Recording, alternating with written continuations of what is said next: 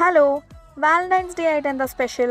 നമുക്ക് ഈസി ആയിട്ട് ഒരു ട്രസ്ലിഷ്യസ് കേക്ക് ഉണ്ടാക്കിയാലോ? ആദ്യമേ തന്നെ നമുക്ക് അതിലേക്കുള്ള സ്പഞ്ചിന് വേണ്ടിയിട്ട് എഗ് യോക്കും ഷുഗറും മിൽക്കും വാനില എസൻസും കൂടെ മിക്സ് ചെയ്തെടുക്കാം. നല്ല പേൽ യെല്ലോ ആവണ വരെ നമുക്കൊന്ന് മിക്സ് ചെയ്തെടുക്കാം. അതിലോട്ട് പിന്നെ നമ്മുടെ ഡ്രൈ ഇൻഗ്രീഡിയൻസ് ആയിട്ട് മൈദ, ബേക്കിംഗ് പൗഡർ, ഉപ്പ് ഇതെല്ലാം കൂടെ നന്നായിട്ട് സിഫ്റ്റ് ചെയ്ത് ചേർത്ത് കൊടുക്കും. ഇത് വിസ്ക് വെച്ച് നന്നായിട്ടൊന്ന് മിക്സ് ചെയ്തെടുത്തിട്ട് ഇതൊന്ന് മാറ്റി വെക്കാം. എന്നിട്ട് നമ്മുടെ വേറൊരു പാത്രം ഇതിലോട്ട് നമ്മുടെ എഗ് വൈറ്റ് ബീറ്റ് ചെയ്യാം. പിന്നെ ഇത്തിരി ആയിട്ട് നമ്മുടെ ഈ എഗ് വൈറ്റ് നമ്മുടെ ബാറ്ററിലോട്ട് ചേർത്ത് കൊടുക്കാം.